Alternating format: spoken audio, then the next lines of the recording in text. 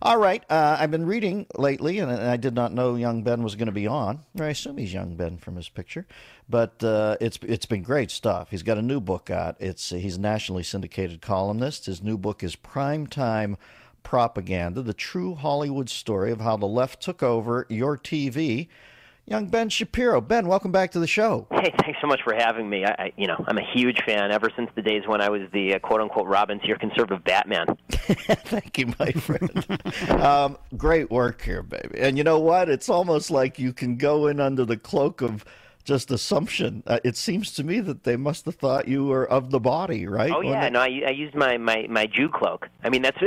What did you go... What were you wearing when you went in? Well, I was wearing my name, and I was wearing a Harvard Law baseball cap, and that pretty much does it. I mean, you know, in this town, you got Ben Shapiro for a name, and you're wearing a Harvard Law baseball cap, 97.6% shot you're a liberal. There you go. So they unfolded. I have to ask you, out of all the excerpts I've read, the one that is, and indeed, I've chatted over the years. Did George Schlatter really use the C word about? Was that in one of your interviews? Or was that another interview that I? Oh yeah, no, he uses a lot of nasty language. I mean, George Schlatter is an interesting fellow, and sometimes you do an interview and you're just blown away when somebody says something because you know that you're going to be able to make hay out of it.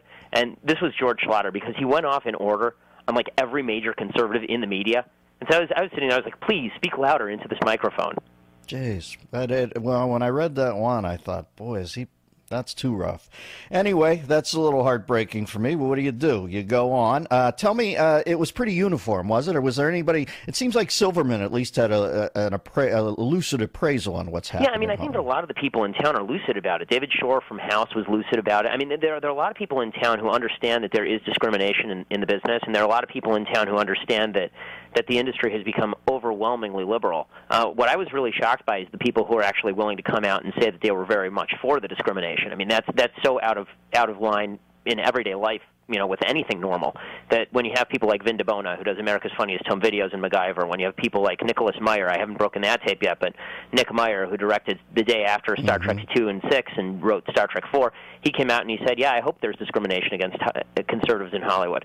I mean, that's some nasty material. And beyond that, I mean, when I interviewed Marta Kaufman, which I thought, by the way, all these people are really talented and really nice, and the point of the book is not to say that they're a bunch of jerks.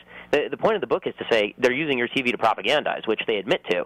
Well, Marta Kaufman, when she says that an episode in the first season of Friends was a quote-unquote F you to the right, I mean, that's the kind of stuff that a lot of these people say in kind of the comfort of their own offices. And when it's revealed to the world, all of a sudden they're embarrassed by it. But, honestly, I'm not sure really how embarrassed they are or how embarrassed they should be, considering they do it day in, day out. Yeah, when they walk into the grill down there in Beverly Hills for lunch, this is going to make them a hero. But let me ask you this. Is somebody really nice who... I've always been taught, and I have a couple people, honest to God, I spend much of my life trying to work my way out of a hatred for a couple politicians, and I don't need to bring them up, or that serves the purpose, but there's a couple people out there who I think to myself, do I hate this person? And I try to get myself out of it. To be able to talk to it, I'm sort of ashamed of it when it comes up in my head. Are they really nice people when they pack that much of a reservoir of hate, for half the country? I think it's hard to tell because when I went in there, presumably they didn't Google me. If they had, they may not have given me the interview. I mean, it wasn't like I went in under complete stealth cover. I told them my name, I told them the topic of the book, I gave them my background, and they just assumed I was a liberal. So, when they thought I was a liberal, they were nice people. If I'd walked in and said, hey, by the way, I also voted for George W. Bush, I doubt that it probably would have gone that well. And I can tell you that it was bizarre. When I first started doing primetime propaganda, I really thought that discrimination in Hollywood against conservatives was more myth than fact. I thought it was a lot of sour grapes by people who weren't working in town. And it was fascinating. One of the people who I interviewed was Leonard Goldberg, who's on the board of CBS. He's the producer of Blue Bloods. Really nice guy. And he and I got along famously. And he said, why don't you write me a pilot based on Harvard Law School? And I said, well, sure, what the hell? When a top producer asks you to write a pilot, you do it. So I wrote a pilot for him. We go into development on it. I had no intention of doing any of this stuff. And I went out and I got an agent. The agent, it's hard to get a meeting with agents in town, period. I get a meeting with the agent and some of his colleagues. It goes swimmingly. 3 weeks later, we're working on my stuff, and suddenly he calls me out of the blue, and he says, Ben, I'm not sure that we can represent you. And I said, really? Well, why is that? He said, well, one of our lower-level agents Googled you and found your political material, and we don't think you can get work in this town with those political viewpoints. And so it's not like I'm, working in town for 10 years trying to get a job. I was there for like a month, and this is already smacking me in the face. And at that point, I started to think, okay, there's actually a real problem. Yeah, we're talking to Ben Shapiro, nationally syndicated columnist. Might I say, very erudite radio guest. I like you've got a good métier for this. Author of Primetime Propaganda, the true Hollywood story of how the left took over your TV. I just finished Richard Schickel's book on Elia Kazan, and it starts and ends with the night he got his honorary Oscar, and Ed Harris and them sitting there disapproving, and then everything that's in the sandwich of it is maybe the reason they shouldn't have sat there and so easily disapproved. Yep. And I'm wondering, it's funny when I hear Harris talk, he always is so liberal, and I think, God, could this certainly... He's not blind enough to not see the irony of this stuff. Do they see the irony or no? It's just their very fiber. Yeah, I think it completely escapes them. I mean, it was so funny. One of the first questions that I got asked was by the UK Independent. They asked me after Primetime Propaganda came out, are you being a McCarthyite here? Are you going after people in the industry who are closet socialists or liberals? I said, well, number one, they're open about it, so it's not McCarthyism. And number two, they're the ones who are shutting people out of the industry. I mean, what they've done what they did to Elia Kazan was unspeakable. And that, by the way, it's a really good book. And what they do to conservatives on a regular basis here is unspeakable. I mean, they really do discriminate, and it's not for the people who become the big stars. I mean, the left always, look at Joel Surnow, look at Jerry Bruckheimer. Yeah, these are people who are not openly conservative when they started their careers.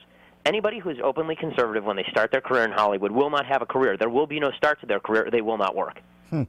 Yeah, it does take, I see some of these actors come out. People always say to me, well, the fact that you voice your opinions, I always say, listen, it's not that noble. I've been voicing my opinions for years. I'm a comedian. I have to do it. But I'd have to tell a young actor or in the middle of an actor, Ben, like you, I'd say keep it to yourself, man. Yeah, absolutely. Absolutely. Don't endanger your career. I mean, we had a book launch party for this that Andrew Breitbart threw, and we invited a bunch of Hollywood actors who happen to be conservative. And at the end of the night, somebody encouraged them, why don't you come out? And one of them got up and said, I'm not going to come out because I'm not going to be able to support my family if I come out. And I said, absolutely, don't come out. I mean, what we don't need are more pariahs in the Hollywood community. What we don't really need are more people who get themselves cast out like lepers. What we really do need are more people who wait to get into positions of power and then start infiltrating the industry. That's really what we need. There's your next pilot for a sitcom. A guy comes out as a conservative, but concedes that he was feigning homosexuality. Go, run with it. Call Apatow. We got a film there. All right, the author of Primetime Propaganda, the true Hollywood story of how the left took over your TV. Get in early on this one, folks, on Amazon. That's going to be a big, big seller, and you did a crackerjack job from the excerpts I've read. Ben Shapiro, good luck with it, baby. Thanks so much for having me. All right, good kid. God, he's a good guest too, Christian. He sharp as a tack. All right, and you admire his cojones, because he's going to face the wrath of God now. But it sounds like is he with Andy? He's over at Breitbart. Yeah, they're on the same team. He should watch the movie My Bodyguard because Andy will take care of him. That's what you got to love about Breitbart. He's not going to let it go down the road. He'll just go nuclear on you, and he's very good at it. And he'll take care of that kid if he's under his aegis.